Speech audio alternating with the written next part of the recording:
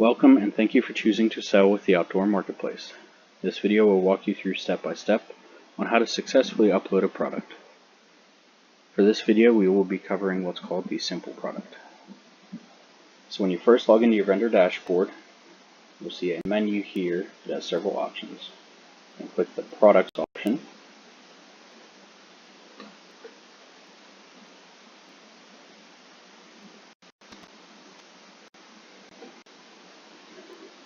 And once on the products page, we're going to scroll down until we see this button here and click Add Product. This will bring you to the Add Product form here. So this first section here is where you will enter in all of the information about your product. Up here you will enter in a product name, a product description, and a product short description. So the difference between the two descriptions is the product short description is just a short little snippet about the product itself. This is what will show up next to the product or underneath the product when the customer first lands on your product page. The product description up here is going to be a detailed, more in-depth description of the product itself. This will be a little further down the page on the product page. This next section down here is categories. As you can see, I've already added all of the major categories here. All you need to do to add categories is click in the box. It'll prompt you with a drop down with all of the categories and subcategories provided to you here. You can click however many you want on this section here. Down here in tags, this is where you can enter in what's called product tags. So what these are is, say a customer searches for camping. If you add the product tag camping, whenever the customer clicks search, all of the products that have the tag camping will come up underneath that search. So basically, if there's any other names or any other descriptions of your product, you want to put them here so that your product is more easily found by customers searching for it. This section down here is where you can add a featured image and a product gallery image. So to set a featured image, all you do is you click the link here and it takes you to your media library. If you already have the image in your media library, all you need to do is click on it and click Set Product Feature Image. If you need to upload a featured image, all you need to do is click Upload Files and click Select Files, and it'll bring you right to the Files section of your computer where you can add product pictures, product videos, product sound snippets, anything like that. Over here in Gallery Images, this is where you can add additional photos of your product if you want. Say you're uploading a product that has 2, 3, 4 images, this is where you would add those. The featured image, however, though, is going to be the image that is going to be displayed on the product catalog, and it is going to be the default image that is displayed when a customer clicks on your product page. Now this section down here, this is where you will be choosing what type of product it is. There will be a drop-down menu right here to select the type of product you wish to create. It should already be defaulted to the simple product.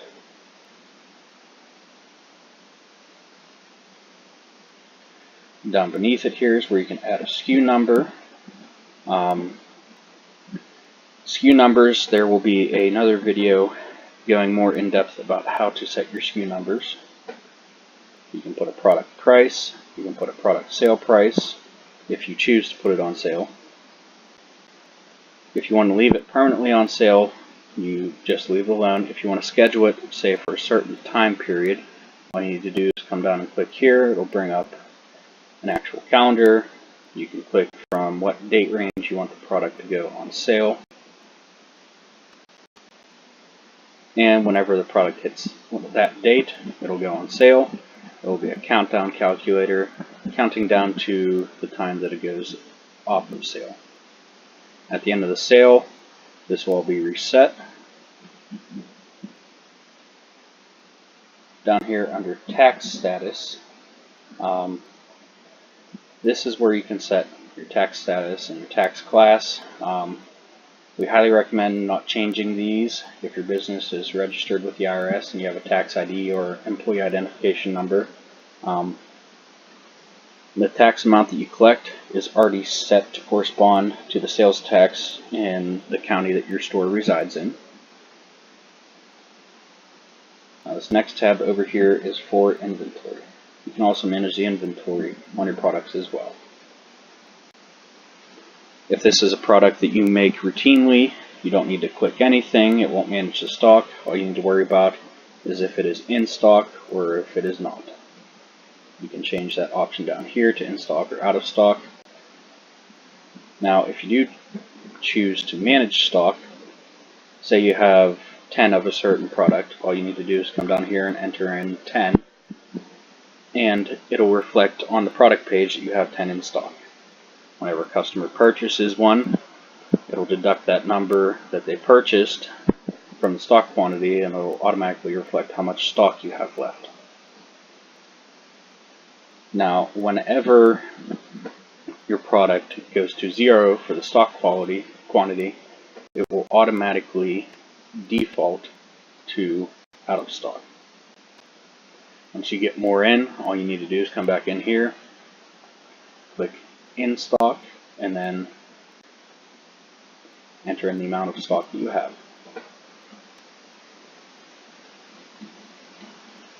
This section right here for allowing back orders. If it's a limited run and you're not going to make any more of it, just leave it as do not allow. If it's a product you make routinely and you're just out of stock, you can allow back orders, but we highly suggest this option here because it allows back orders, but it also notifies the customer that they are on back order. This box down here, if you click this box, it'll only allow the customer to purchase one product at a time. And this next tab over here is for shipping. Now we have a whole other video going over shipping, how to set your default national and international shipping fees, and how to configure all of these other buttons down here. If you do not enter in anything in these boxes, it'll automatically default to the default shipping fees that you set in your store settings. Now say this is a bigger product and you need to charge more for shipping. Say your default national shipping fee is $3, you need to bump it up to $12 to get it shipped. All you need to do is click on this box right here, enter in $12, and it'll reflect on the product page that this product only is $12 to get it shipped.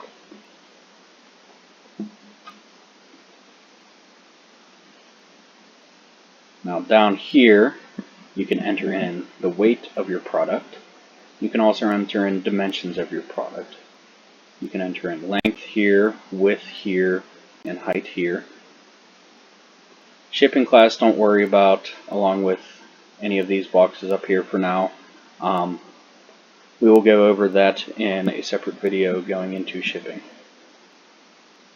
Now this next tab here is for what's called linked products. So you have upsells and cross-sells. An upsell is a more expensive product or an upgraded product that you can add on to the existing product that you're putting up. These will be displayed underneath the product description when the customer scrolls the whole way down. Same with the cross-sells, it'll be displayed in the same area. Now the difference between the two is that cross-sells are any product that is related or similar to the product that you're posting, whereas upsells are more expensive, upgraded, or add-ons to the product that you're posting. After all these steps have been completed, you can click Add Product down here. In this case, it's Save Changes for demonstration purposes. And it should bring you back to the product page. As you can see here, your product has been submitted for review. All products are reviewed by site admin. They can either be approved or denied. If they are denied, you will be sent an email as to why it was denied. If it is approved, you will also be sent an email that says your product was approved, and it will be published to the store catalog. Now once it is published, this is what it's going to look like. So this is going to be your featured image here. Customers can hover over it with their mouse to get a better view of it. They can also expand it and even zoom in even more to get a better view of the product. It's going to be the product name. And right here, on every product that you upload, it is always going to have this little emblem right here. Any product you upload is going to have your store name and your store icon or your logo as well. As we discussed earlier, this is your product short description, just a short little snippet about the product. Here's your price, here's your stock if you choose to manage stock. And down here, customers can determine how many products they wish to buy and add that to the cart. If your product is on sale, it'll give a countdown clock right here for how long the product will remain on sale. Down here is all the categories that you select for this product to be found under. In the default, down here it'll come up as description. This is your more detailed description about your product. Additional information is going to give the name of the product again, and the weight and the dimensions. This is where any reviews will be posted for the product itself. Same with product ratings. Customers can rate it from 0 to 5 stars. Seller info here, going back to the configuring store settings video, this is where your seller info comes into play. So as I mentioned in that video, whatever you enter in seller info will be displayed under here. It's just a brief snippet about who you are and what you sell. And then the shipping tab down here will detail to the customer the shipping costs for the certain product.